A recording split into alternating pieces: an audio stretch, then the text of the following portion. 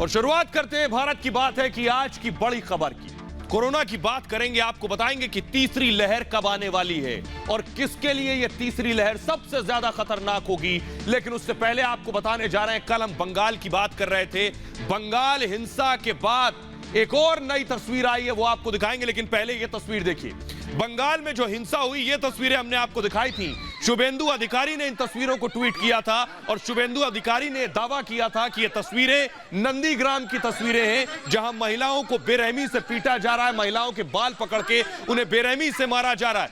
ये शुभेंदु अधिकारी ने ट्वीट करके दावा किया था। शुभेंदु अधिकारी जो खुद नंदीग्राम से चुनाव जीते हैं। न सिर्फ ये तस्वीर आपको दिखाएं, एक और तस्वीर, बल्कि शुभेंदु अधिकारी ने इस तस्वीर को ट्वीट किया। एक और तस्वीर बंगाल की दिखा रहे, बंगाल की हिंसा की तस्वीर, उत्तरी दिनाजपुर की तस्वीर, ये मैंने आपको दिखाई थी। पूरे घर को फूंक डाला और ये घर बताया जा रहा था बीजेपी कार्यकर्ता का, जिसके घर को पूरी तरह से जलाकर राख कर दिया। लेकिन इस हिंसा के बाद, इन तस्वीरों के बाद जो और तस्वीरें सामने आ रही हैं, वो चिंताजनक हैं। वो तस्वीरें बता रही हैं कि दरअसल हिंसा का आलम यही रहा तो स्थिति और खराब हो सकती है, क्योंकि बीजेपी का कहना है कि इस हिंसा के बाद, बीजेपी का दावा है, बंगाल में पलायन शुरू हो गया है।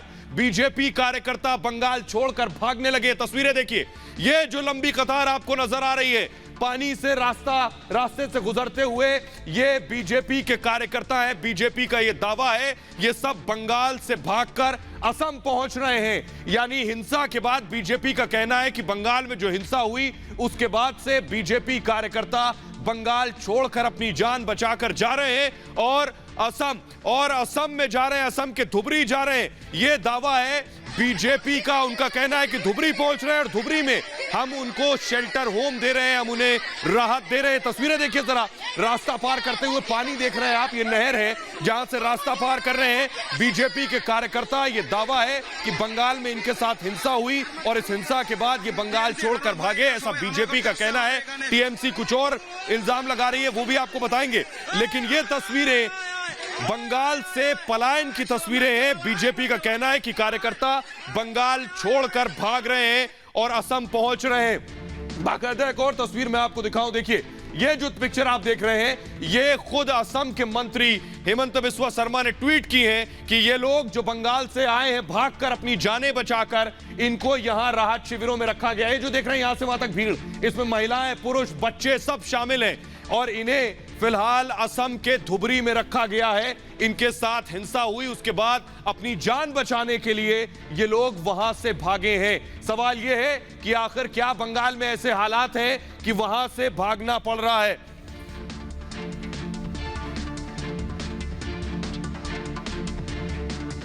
आइए, तो ये तस्वीरें आपने देखी, कुछ और तस्वीरें जो निकलकर सामने आई वो आपको दिखाने जा रहे हैं। देखिए जरा, ये वो बच्चे हैं जो दावा बीजेपी का है। ये बच्चे दरअसल बंगाल से आए हैं, इनको राहत शिविरों में रखा गया, इन्हें जरूरी चीजें दी जा रही हैं। देखिए, टॉवल्स और बाल्टियां, ये सारी चीजें, इन्हें तौलिया और बाल्टियां और ये डिटर्जेंट दिए जा रहे हैं। ये लोग जो बंगाल से आए हैं असम में रहेंगे। बीजेपी का कहना है वो असम में जब तक रहना चाहें रह सकते हैं, जब तक सुरक्षित महसूस करें रह सकते हैं। लेकिन टीएमसी का कहना है कि बीजेपी झूठ बोल रही है, उसके दावों में हकीकत नहीं है। तो आइए आपको बताता हूं कि असम के मंत्री हेमंत बिस्वा शर्मा ने दावा किया है कि पश्चिम बंगाल में चुनाव बाद हुई हिंसा के बीच वहां से करीब 300 से 400 बीजेपी कार्यकर्ता, उनके परिवार के सदस्य भागकर पड़ोसी राज्य आ गए। उन्होंने पश्चिम बंगाल की मुख्यमंत्री ममता बनर्जी से लोकतंत्र को बदरूप होने से बचाने की अपील की है। जी हां, हेमंत बिस्वा शर्मा ने ट्वीट किया, असम के स्वास्थ्य एवं वित्त मंत्री हैं। उन्होंने ट्वीट किया, लिखा, एक दुखद घटनाक्रम में बंगाल भाजपा के 300 से 400 कार्यकर्ता और उनके परिवार के सदस्य घोर अत्याचार एवं हिंसा की मार के बाद असम के धुबरी पहुंच गए हैं। हम आश्रय और भोजन दे रहे हैं। ममता दीदी को लोकतंत्र को बदरूप होने से बचाना चाहिए। बंगाल बेहतर का हकदार है। और ये खुद हेमंत बिस्वा शर्मा ने ट्वीट किया। आइए आपको सुनवाते हैं पश्चिम बंगाल बीजेपी के अध्यक्ष दिलीप घोष क्या कुछ कह रहे हैं, जरा सुनवाते हैं आपको। लोगों को बिलखते हुए, हाहाकार करते हुए रास्ते में दिख रहे हैं। हमारे पास जो खबर काल तक था, लगभग 60,000 लोग घर छोड़ करके, गांव छोड़ कर भागे हुए हैं। यहाँ तक कि हमारे लोग आसाम में, उड़ीसा में गए हुए हैं भाग करके जान बचाने के लिए। आकर के हमारे कार्यालय के पास कितने लोग बैठे हुए हैं, सब परिवार, घर तोड़िया, सारा कोई लूट लिया, लोग हाहाकार कर रहे हैं। महिलाओं को भी नहीं बख्शा जा रहा है। तो आइए अब आपको बताते हैं ऐसे हालात बने क्यों बंगाल में। दिलीप घोष ये दावा कर रहे हैं कि दरअसल पलायन कर रहे हैं। ऐसे हालात क्यों बन गए? दरअसल हालात बनने के पीछे वजह ये तस्वीरें हैं। ये चुनाव नतीजे आने वाले दिन 2 मई को ही आरामबाग में बीजेपी का दफ्तर जला दिया गया था। ये तस्वीरें हमने आपको दिखाई थी। इसी तरह की हिंसा की तस्वीरें और आगजनी की तस्वीरें बंगाल के अलग अलग हिस्सों से आई थी। न सिर्फ ये तस्वीरें, आपको बताएं न जाने कितने लोगों की जान जा चुकी है। उसी दिन 2 मई को हमने तस्वीरें आपको दिखाई थी। 2 मई को शुभेंदु अधिकारी के काफिले पर भी हमला हुआ था। तस्वीर हमने आपको पहले भी दिखाई थी, लेकिन इसको दिखाने का मकसद ये है कि शुभेंदु अधिकारी जो बीजेपी के सबसे बड़े लीडर हैं, सबसे बड़े नेता हैं, जब वो खुद सुरक्षित नहीं है, उनके काफिले पर हमला हो जाता है, तो आम इंसान आखिर जान कैसे बचाए? तो बीजेपी का दावा यह है कि उनके कार्यकर्ता लगातार हिंसा का शिकार हो रहे हैं और ये तस्वीरें उसी हिंसा की सामने आ रही हैं। लेकिन मैं आपको बताऊं, न सिर्फ ये हिंसा की तस्वीरें, बल्कि इस हिंसा के बाद बीजेपी ने विरोध प्रदर्शन शुरू किया। बीजेपी ने देश के अलग अलग शहरों में बंगाल में हो रही हिंसा पर प्रदर्शन किया। तस्वीर हम आपको दिखाने जा रहे हैं। पहली तस्वीर मुंबई की देख रहे हैं। यह देशव्यापी धरना था बीजेपी का। बीजेपी के नेताओं को आप देख रहे हैं मुंबई में बीजेपी ने प्रदर्शन किया ममता बनर्जी के खिलाफ। फुल स्क्रीन अगर ये तस्वीरें दिखाएं, देखिए जरा, रक्त रंजित बंगाल लिखा है बैनर पोस्टर लेकर बीजेपी कार्यकर्ताओं ने प्रदर्शन किया।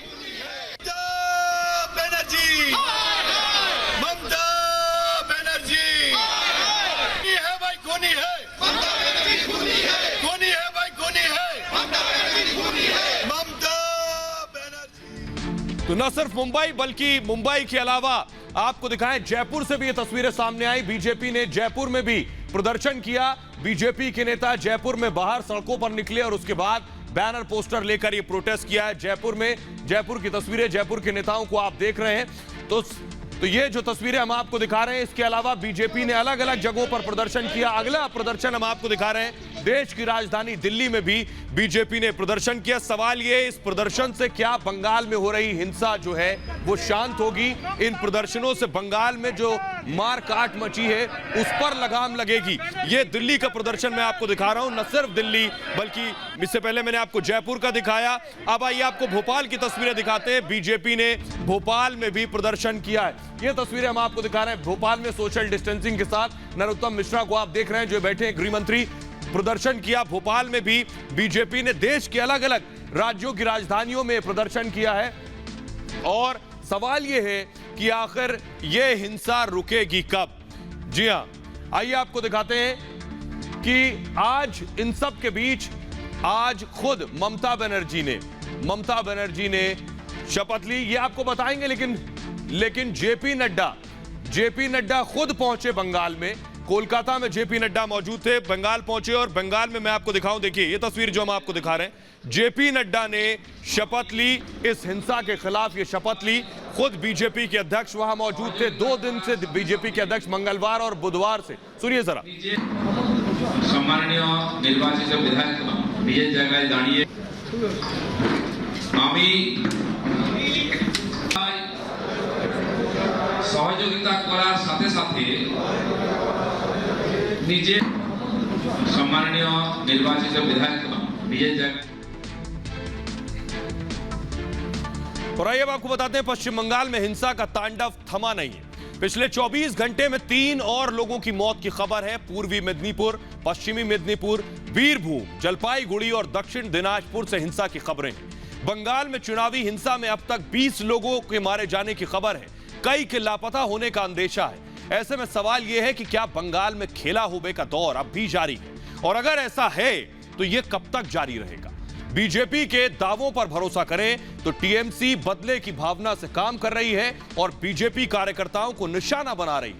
बीजेपी ने इसे प्रायोजित हिंसा बताया, मतलब जानबूझकर प्लानिंग के तहत हिंसा को अंजाम देना, अपने विरोधियों को निशाना बनाना। लेकिन टीएमसी हिंसा की तस्वीरों को दरअसल कह रही है ये पुराने वीडियो हैं और ये कहकर इन्हें खारिज कर रही। ऐसे में पुराने वीडियो जब इस तरह के हैं तो सोचिए नए वीडियो कैसे होंगे, ताजा हालात कैसे होंगे, अंदाजा लगाना मुश्किल नहीं। ऐसे में सवाल यह है कि क्या बंगाल की जनता सियासत की भेंट नहीं चढ़ रही? मारे जाने वाले इधर के भी हैं और उधर के भी। मौतें तो हो रही हैं, मारपीट लूटपाट तो हो रही है, घर तो जलाए जा रहे हैं और यह सब पश्चिम बंगाल के लोगों के साथ हो रहा है। ऐसी शिकायतें केवल बीजेपी नहीं कर रही है, कांग्रेस ने भी इसके खिलाफ आवाज उठाई है और लेफ्ट पार्टियों ने इसकी निंदा की है, क्योंकि इस हिंसा में लेफ्ट के कार्यकर्ता भी निशाने पर हैं। लेफ्ट ने अपने बयान में कहा है कि जीत के बाद टीएमसी की आक्रामकता बढ़ी है। एमआईएम चीफ असदुद्दीन ओवैसी ने भी बंगाल हिंसा का विरोध किया है। उन्होंने कहा है कि जीवन का अधिकार मौलिक अधिकार है और किसी भी सरकार का पहला कर्तव्य अपने लोगों की जान की रक्षा करना है। तो इस हिंसा के बीच आपको बताएं, इस हिंसा के बीच आज ममता बनर्जी ने शपथ ली। शपथ की तस्वीरें हम दिखाने जा रहे हैं। ममता बनर्जी ने तीसरी बार मुख्यमंत्री के तौर पर यह शपथ ली, लेकिन इस शपथ ग्रहण समारोह के दौरान क्या कुछ हुआ वो आपको हम दिखाने जा रहे हैं। इस शपथ ग्रहण समारोह के दौरान ही मौजूद थे राज्यपाल जगदीप धनखड़। ये जो तस्वीरें हम आपको दिखा रहे हैं, ये ममता बनर्जी है और ये राज्यपाल जगदीप धनखड़ बैठे हैं और इसी दौरान राज्यपाल ने ममता से कह दिया कि आपको राजधर्म निभाना चाहिए। सुनिए जरा। मेरी एक विनती है, लोगों को मरने के लिए नहीं छोड़ सकते, रेट्रिब्यूटिव वायलेंस को परमिट नहीं कर सकते, आगजनी को बढ़ावा नहीं दे सकते, औरतों के साथ बलात्कार को परमिट नहीं कर सकते, बच्चों के साथ हिंसा बर्दाश्त नहीं कर सकते। क्या प्रमोट करते हैं इसको? तो आपने सुना जगदीप धनखड़ को, वो ममता बनर्जी की मौजूदगी में कह रहे हैं। ममता बनर्जी ने भी उस पर पलटवार किया और जवाब दिया। सुनिए जरा। যে আমি সবাইকে সব রাজনৈতিক দলের কাছে আবেদন করব যে সবাই শান্তি বজায় রাখুন। বাংলা কিন্তু কোনো অশান্তি পছন্দ করে না এবং আমি নিজেও করি না। আমি আজ থেকে ল অ্যান্ড অর্ডার ট্যাকেল করব এবং কঠোর হস্তে আমি এগুলো মোকাবিলা করব। এটা আমার সেকেন্ড কাজ। আর যদি কেউ অশান্তি করে তার বিরুদ্ধে কড়া পদক্ষেপ নিতে আমি কিন্তু পেছপা হব না। तो ममता बनर्जी को आपने सुना। ममता बनर्जी ने कहा कि अब तक राज्य की कानून व्यवस्था चुनाव आयोग की जिम्मेदारी थी, अब मैंने मुख्यमंत्री पद की शपथ ले ली है। आज से अभी से मेरे राज्य की कानून व्यवस्था अब मेरी जिम्मेदारी है और मेरी जवाबदेही है। लेकिन बीजेपी के अध्यक्ष जेपी नड्डा क्या कुछ कह रहे हैं, सुनिए जरा। कुछ भी बंगाल में हो रहा है वो मुझे तो निश्चित रूप से जो तस्वीरें मैंने विभाजन के समय देखी थी वह तस्वीरें ताजा होती हुई दिख रही हैं और यहां पर जिनको रक्षा करनी चाहिए थी वही इस हिंसा के तांडव के जिम्मेवार लोग। हम भी शपथ लेते हैं कि राजनीतिक हिंसा बंगाल की धरती से नस्तो नाबूद करेंगे, प्रजातंत्र की तरीके से करेंगे।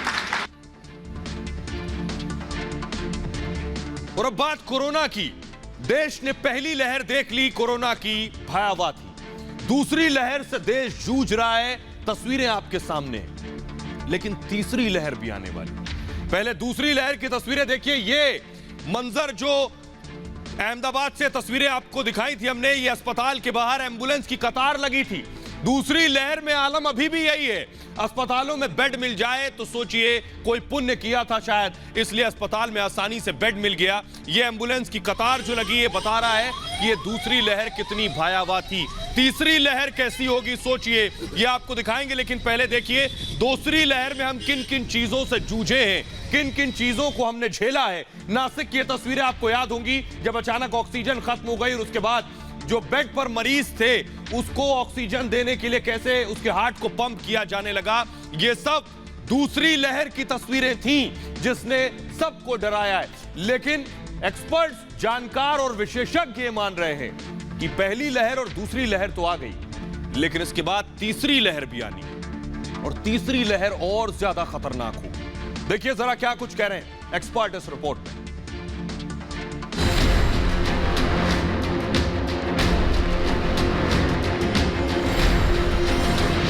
सावधान, कोरोना फिर मचाएगा कोहराम।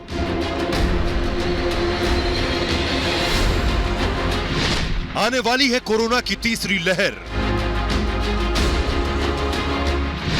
इस बार मासूम होंगे आदमखोर का निशाना। जी हां, सही सुना आपने, वही कोरोना जिसने भारत में तबाही मचाई, वही कोरोना वायरस जिसने दुनिया को हिलाकर रख दिया, वो कोरोना वायरस महामारी जिसने पूरे देश में मातम फैला दिया, वो बहरूपिया वायरस एक बार फिर रूप बदल कर आने वाला है। लेकिन इस बार वो पहले से ज्यादा ताकतवर होगा, पहले से ज्यादा खूंखार होगा और पहले से ज्यादा जिंदगियों को लीलने की कोशिश करेगा। ये तीसरी वेव कितनी खतरनाक हो सकती है, इस बात का अंदाज़ा लगाना अभी तो मुश्किल है, लेकिन जो हमारे पास आंकड़े हैं, जो हमारे पास रिसर्च है, जो साइंटिफिक जो एविडेंसेस मौजूद हैं, उसमें तीसरी वेव भी कम से कम सेकेंड वेव की आधी इंटेंसिटी की तो होगी ही होगी। देश में पहली बार इस आदमखोर वायरस की दूसरी लहर का प्रकोप है। सड़कों पर मातम पसरा है और मौत तांडव कर रही है। कोरोना की दूसरी लहर का प्रकोप अभी खत्म नहीं हुआ कि तीसरी लहर के आने की चेतावनी वैज्ञानिकों ने दे दी है। Given the high levels of circulating virus, but it's not clear on what time scale this phase 3 will occur. Hopefully, incrementally, but we should prepare for new wave, and therefore we should be prepared by scientifically to take care of that. तो corona का एक खतरा पूरी तरह टला नहीं था कि उससे भी बड़ा खतरा सामने खड़ा है।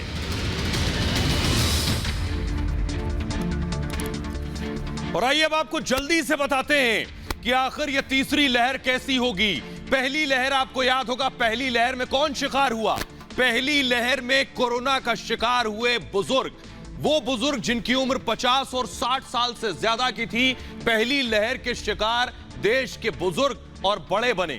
दूसरी लहर का शिकार कौन हुआ, आइए आपको बताते हैं। युवा। ये जो दूसरी लहर चल रही है, इसमें एक्सपर्ट्स का कहना है कि सबसे ज्यादा शिकार युवा हो रहे हैं, जिनकी उम्र 50 से कम, 45 से कम है, वो शिकार हो रहे हैं इस दूसरी लहर के। लेकिन तीसरी लहर जिसका हम जिक्र कर रहे हैं, इस तीसरी लहर का शिकार कौन होगा ये आपको बताएंगे। लेकिन जुलाई से सितंबर के बीच में ये तीसरी लहर आएगी, यानी अगस्त में भी आ सकती है और सितंबर में भी। जुलाई से सितंबर के बीच में ये तीसरी लहर आनी है और इस तीसरी लहर को बताया जा रहा कई गुना खतरनाक होगी। जानकार तो कह रहे हैं 100 और 1000 गुना भी खतरनाक हो सकती है, लेकिन जब आएगी तब देश को उसका सामना करना है। लेकिन आपको बताएं इसका शिकार कौन होगा। इसका शिकार, तीसरी लहर का शिकार होंगे बच्चे। पहली लहर के शिकार बुजुर्ग, दूसरी लहर के शिकार युवा, और बताया जा रहा है तीसरी लहर के शिकार बच्चे होंगे। और 12 साल से छोटे बच्चों पर खतरा ज्यादा है, यानी जिनकी उम्र 12 साल और उससे कम होगी, उन पर ज्यादा खतरा होगा इस तीसरी लहर में, जो जुलाई से सितंबर के बीच आ रही है। और महाराष्ट्र से शुरू हो सकती है यह तीसरी लहर, इस बात की भी आशंका जताई जा रही है। क्योंकि आपको साथ ही आपको बताएं कि बच्चों में कोरोना के लक्षण क्या होंगे, क्योंकि ये तीसरी लहर बच्चों को शिकार करेगी। लक्षण ये होंगे कि बच्चों में सिर दर्द हो रहा होगा, लक्षण ये होंगे कि बच्चों को डायरिया हो सकता है, सिम्टम्स में शामिल होगा बदन दर्द, बच्चों का बॉडी पेन हो रहा है, और तेज खांसी अगर बच्चों को आ रही है तो ये कोरोना के लक्षणों में शुमार होगा। कफ जमना बच्चों के ये कोरोना का लक्षण होगा, पेट खराब होना, ये सारी चीजें कोरोना के सिम्टम्स होंगे। और खुद वीकनेस, कमजोरी की शिकायत भी बच्चे करेंगे इस दरमियान, आपको बताऊं। लेकिन 2 दिन से ज्यादा अगर बुखार आ रहा है तो ये भी कोरोना के सिम्टम्स में होंगे। लेकिन आपको बताएं कि बच्चों को बचाने के लिए आखिर आप क्या करें, बच्चों को बचाने के लिए क्या करें, ये आपको बताने जा रहे हैं। कैसे बच्चे अगर पॉजिटिव हो जाएं, इस दौरान आपको क्या करना है। किसी बड़े को अगर कोरोना का संक्रमण हो जाए तो हर कोई परेशान हो जाता है, लेकिन बात जब घर के बच्चों की हो तो यह परेशानी और ज्यादा दोगुनी हो जाती है। बच्चों के साथ सबसे बड़ी दिक्कत यह है कि आप उन्हें आइसोलेट नहीं कर सकते, अलग नहीं रख सकते। बच्चा अगर थोड़ा बड़ा हो, जैसे टीनेजर्स, तो उन्हें फिर भी आइसोलेट किया जा सकता है, लेकिन 12 साल और उससे छोटे बच्चे को अकेला छोड़ना मुश्किल काम है, क्योंकि ना तो वो खुद अकेला रहना पसंद करते हैं और ना ही आप उन्हें अकेले छोड़ सकते हैं। ऐसे में अगर सिर्फ आपका बच्चा पॉजिटिव है तो आप उसे घर के दूसरे सदस्यों से दूर रखें। एक कमरे में आप अपने बच्चे के साथ खुद आइसोलेट हो जाएं, यानी कमरे में आप बच्चे के साथ मां या पिता आइसोलेट हो सकता है, लेकिन पूरी सावधानी बरतें जिससे संक्रमण आपको ना लग जाए। बच्चे से आप भी थोड़ी दूरी बनाकर रखें। जिस कमरे में आप बच्चे के साथ खुद को अलग कर रहे हैं, क्वारंटीन हो रहे हैं, आइसोलेशन में हैं, उसमें वेंटिलेशन का खास ध्यान रखें कि हवा क्रॉस हो। कमरे का हवादार होना बेहद जरूरी है। आप अपने चेहरे पर डबल मास्क लगाएं। अगर बच्चा पॉजिटिव है और आपको साथ रहना पड़ रहा है तो बच्चे के साथ दूर से बैठकर ही खेलते रहें या फिर बात करते रहें जिससे बच्चा शांत रहे। दरअसल अकेले में बच्चे अक्सर चिड़चिड़े हो जाते हैं, वो जिद करने लगते हैं। ऐसे में आपके लिए परेशानी बढ़ सकती है। ऐसे में बच्चे को किसी ना किसी बहाने खेल में व्यस्त रखना बेहद जरूरी है।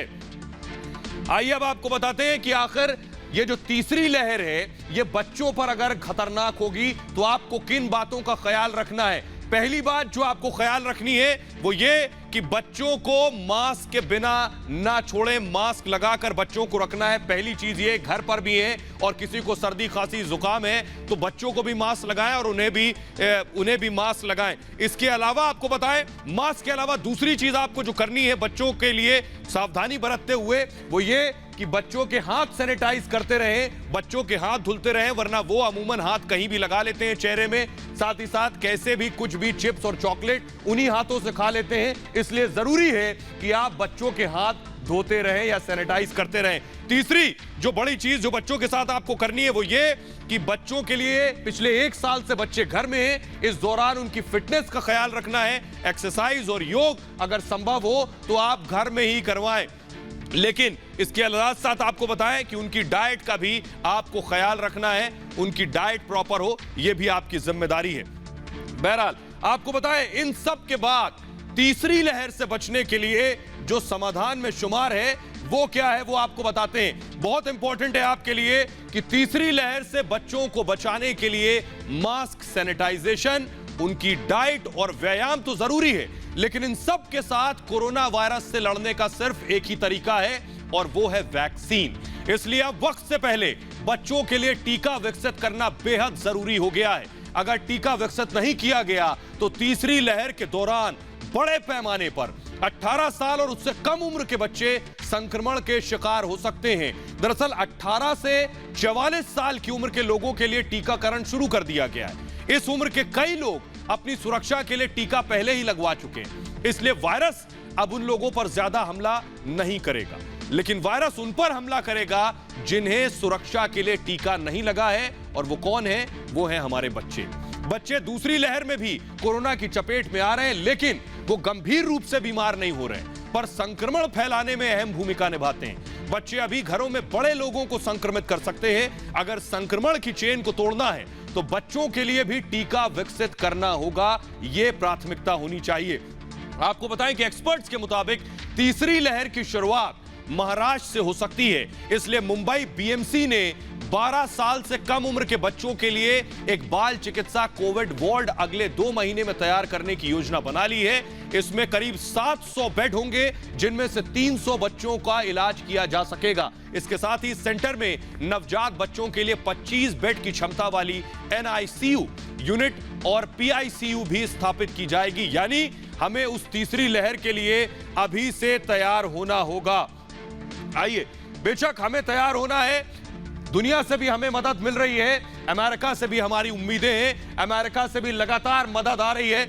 आपको दिखाने जा रहे हैं अमेरिका से जो मदद आई है वो आपको दिखाने जा रही है। देखिए अमेरिकी विमान, ये तस्वीरें जो हम आपको दिखा रहे हैं, यूएस अमेरिका से ये एड आई है, ये अमेरिकी मदद भारत को भेजी गई है। इसमें बताया जा रहा है, ये देखिए, इसमें मेडिकल इक्विपमेंट्स, ऑक्सीजन कंसंट्रेटर्स, ये सारी चीजें इसमें मौजूद हैं। ये अमेरिका से खेप आई है, तो अमेरिका लगातार भारत की मदद कर रहा है। और ऐसी स्थिति में जब भारत अपने बुरे वक्त से गुजर रहा है, शायद भारत को इस तरह की मदद की जरूरत है। अमेरिका से एक और तस्वीर सामने आई है, देखिए, ये जो कंसाइनमेंट आप देख रहे हैं ये भी अमेरिका से आई है। खुद अमेरिका के राष्ट्रपति ये कह चुके हैं कि वो भारत की मदद करेंगे। ये पूरी खेप अमेरिका से आई है। देखिए, एयरपोर्ट पर पहुंची और उसके बाद अमेरिकी जो वायुसेना के कर्मी हैं उन्होंने इसे भारत में उतारा है। ये जो आप देख रहे हैं, ये देखिए, ये सारे इक्विपमेंट जो हैं ये अमेरिका से आए हैं, अमेरिका से भारत के लिए भेजे गए हैं। इसमें वेंटिलेटर भी शामिल है जो भारत को सबसे ज्यादा जरूरत है इस वक्त। ये सारी चीजें हिंदुस्तान भेजी गई हैं। लेकिन आपको बताऊं कि खुद अमेरिका के राष्ट्रपति ने कहा है कि वो हिंदुस्तान के साथ खड़े हैं, न सिर्फ ये मदद भेज रहे हैं बल्कि आगे भी भारत को सहयोग करते रहेंगे। उसमें सबसे बड़ी चीज ये है कि वैक्सीन भारत को अमेरिका से कब मिलेगी। देखिए जरा report.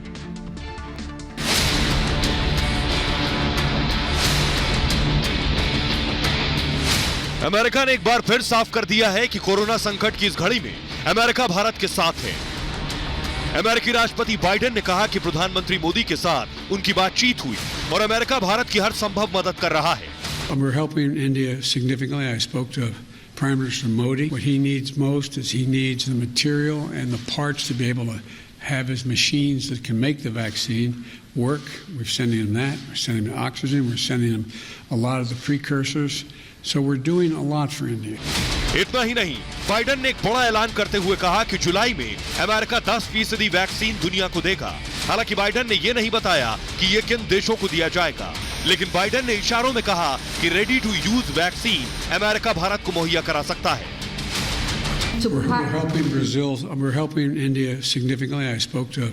I'm not prepared to announce who else we'll be giving the vaccine to, but we are going to, by the 4th of July, have sent about 10% of what we have to other nations, including some of the ones you mentioned. PM Modi ने Biden के साथ बातचीत के दौरान टीके संबंधी कच्चा माल, दवाओं की सप्लाई चेन को लेकर चर्चा की थी। अमेरिका से मदद की कई खेप भारत पहुंच चुकी हैं। अमेरिकी प्रशासन का कहना है कि आने वाले दिनों में भारत को $100 मिलियन की सप्लाई की जाएगी।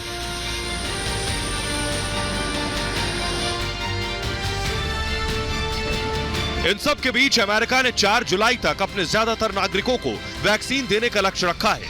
इसके बाद अमेरिका एस्ट्राजेनेका वैक्सीन दुनिया के देशों को सप्लाई कर सकता है।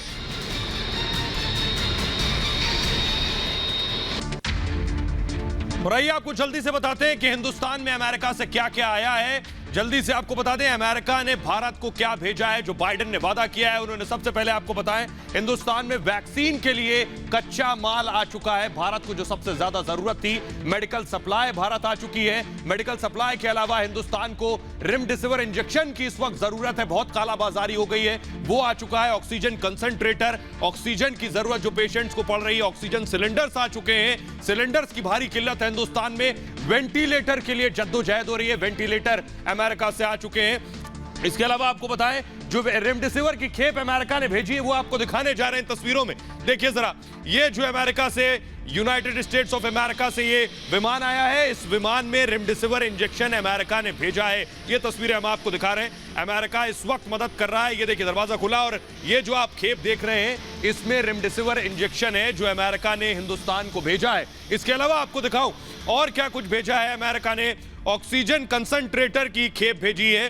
वो हम आपको दिखाने जा रहे हैं। अमेरिका ने ये तस्वीरें देखिए, ये ऑक्सीजन सिलेंडर्स, ऑक्सीजन सिलेंडर जो इसके लिए आप सिलेंडर के लिए मारामारी हो रही है, 50,000 60,000 के सिलेंडर मिल रहे हैं, वो सिलेंडर, ऑक्सीजन सिलेंडर भी अमेरिका ने भेजे। ये विमान जो आप देख रहे हैं, इसमें ये ऑक्सीजन सिलेंडर्स अमेरिका से आई हुई खेप है, ये देखिए। लेकिन अमेरिका लगातार हिंदुस्तान की मदद कर रहा है। आपको बताएं कि अमेरिका ने कहा है कि वो हर हाल में भारत की मदद करता रहेगा, लेकिन वैक्सीन को लेकर लगातार खींचतान हो रही है। इन सब के बीच वैक्सीन पेटेंट के सवाल पर अमेरिकी राष्ट्रपति बाइडेन घिर गए।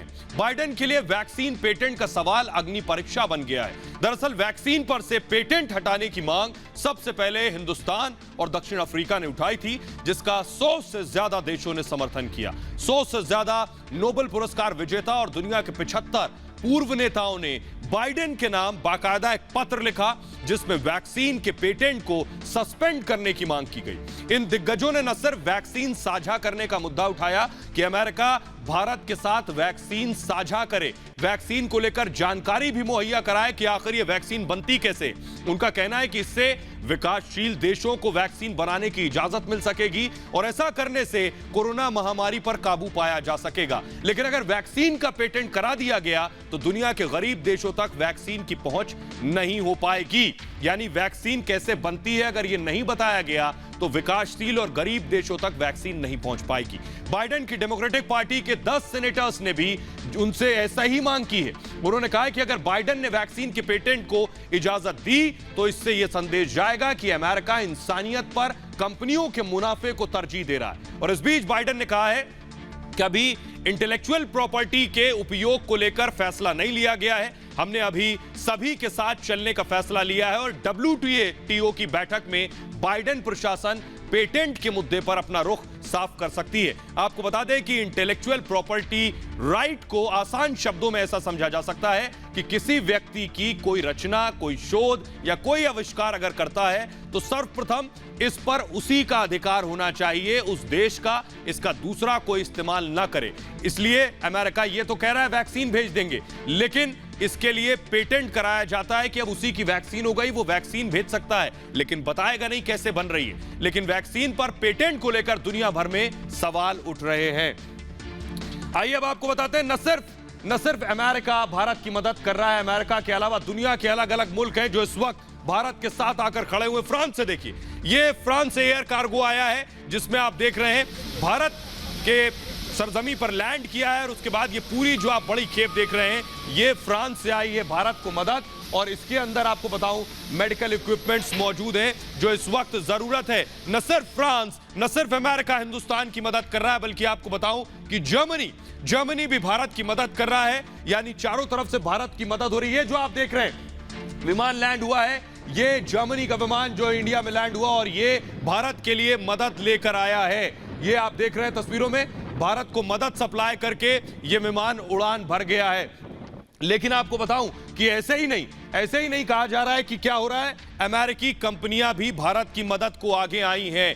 अमेरिका की 40 बड़ी कंपनियां भारत की मदद को आगे आई हैं। इन कंपनियों में Amazon, Apple, Johnson and Johnson के साथ माइक्रोसॉफ्ट, IBM और पेप्सिको शामिल है। अमेरिका की 40 कंपनियों के सीईओ ने ग्लोबल टास्क फोर्स बनाई है जो भारत की मदद में तेजी से हाथ बढ़ा रहे हैं। सभी बड़ी कंपनियों के सीईओ इस ग्लोबल टास्क फोर्स के सदस्य हैं। इन कंपनियों की तरफ से 1000 वेंटिलेटर, 2500 ऑक्सीजन कंसंट्रेटर फौरन भेजने का ऐलान किया गया है। ग्लोबल टास्क फोर्स ने एक चीफ HR ऑफिसर बनाने का भी ऐलान किया है जो भारत के लोगों को हर तरह की जानकारी मुहैया कराएगा।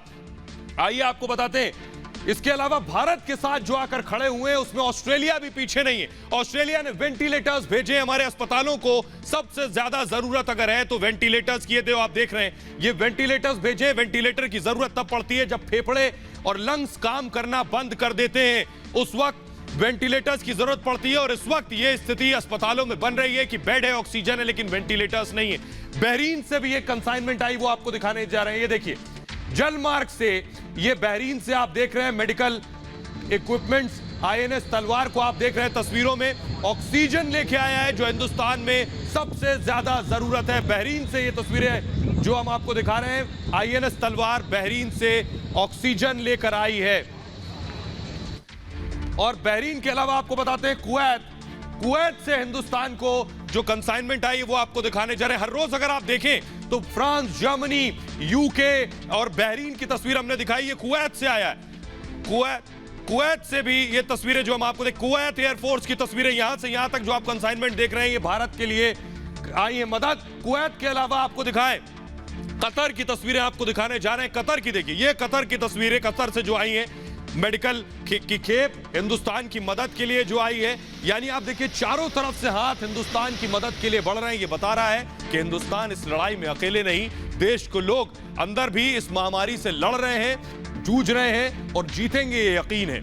फिलहाल ये भारत की बात है में इतना ही। अपना ख्याल रखिए। एक छोटे से ब्रेक के लिए रुक रहे हैं, लौट रहे हैं कुछ और बड़ी खबरों के साथ।